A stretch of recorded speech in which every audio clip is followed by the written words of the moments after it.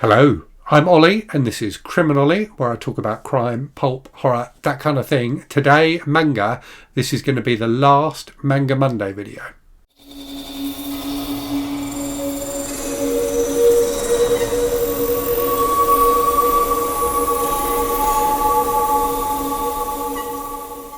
So I've gone back and forth about how to handle manga on the channel. And I think where I've ended up is I'm finding that in these Monday videos I have less and less to say about the series that I'm talking about, and I don't feel like I'm really contributing much to the discussion of these books at the moment. So I think what I'm going to do is start doing short updates on what I've been reading manga wise in my weekly wrap up videos, just keep it very brief and non-spoilery. And then periodically make longer videos where I discuss certain installments or story arcs of a series, or indeed the whole series if I finish the series, in more detail. So those won't be regular videos, they'll be ad hoc. When I get to a certain point in the series that I'm reading, I will make a video summing up like the first 4 volumes or whatever it is. So I think that's the way I'm going to handle it. That feels like a more natural way to do it, because these Monday videos are starting to feel, for me anyway, a bit forced, and I feel like I haven't got a great deal to say. That being said, I'm going to talk about some manga now that I've been reading, so I may have completely disincentivized you to watch the rest of this video. But let me talk briefly about the 4 things that I've read this week. And then from next Saturday onward, I'll include a little manga update in my weekly wrap-up videos. So, 4 things, 4 series read as usual this week. So let's do Berserk first. So I read volume 7 of Berserk from this huge deluxe edition. So this is volume 3 of the deluxe editions. Each of these deluxe editions has 3 volumes of Berserk in it. So I read volume 7, which was a really, really good one. So it followed particularly Casca and Guts, who were sort of separated from the rest of their band. There was an absolutely epic battle scene where Guts takes on like 100 guys. Casca is coming into her own as a really interesting character and an interesting like foil to Guts. So I think they make a really interesting team, the two of them together, because of their differences.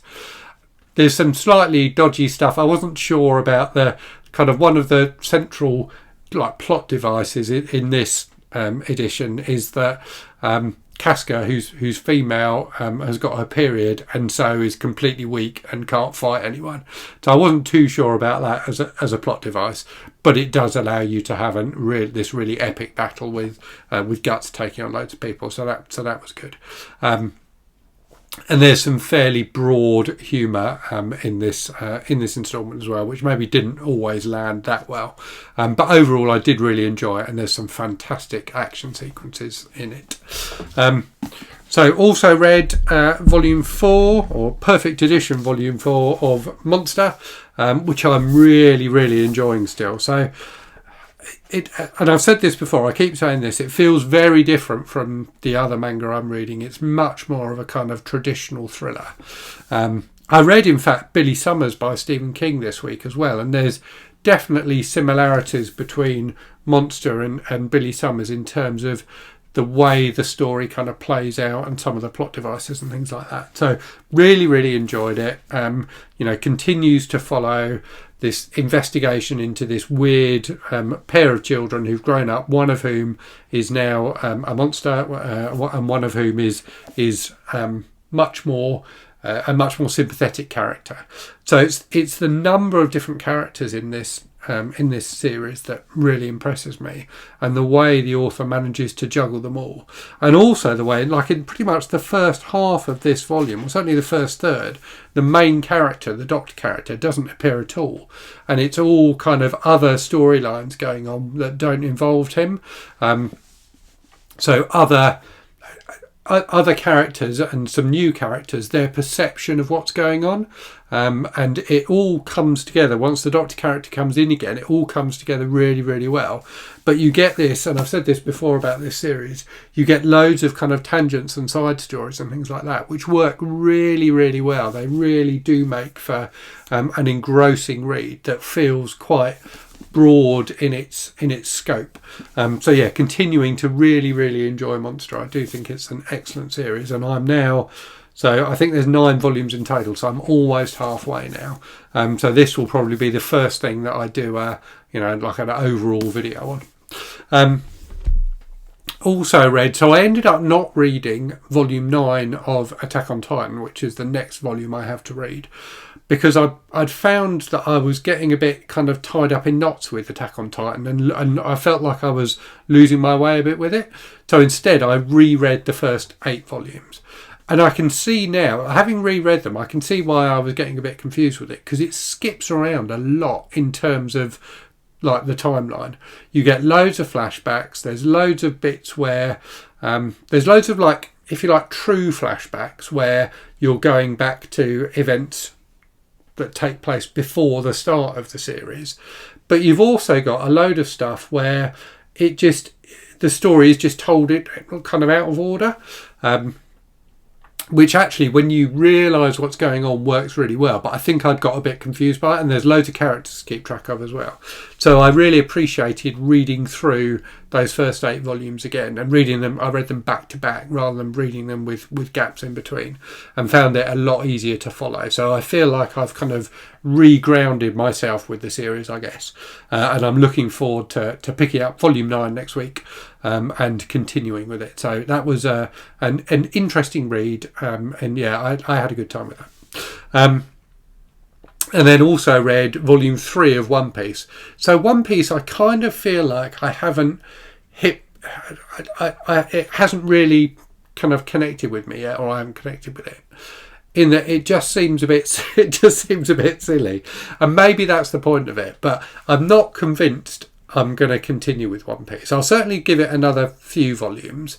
But yeah, it feels like, a Saturday morning cartoon show, in that it feels very colourful, very crazy. There's lots of, very different characters who kind of appear and do crazy stuff and then disappear again. And you've got, the central characters kind of tying it together.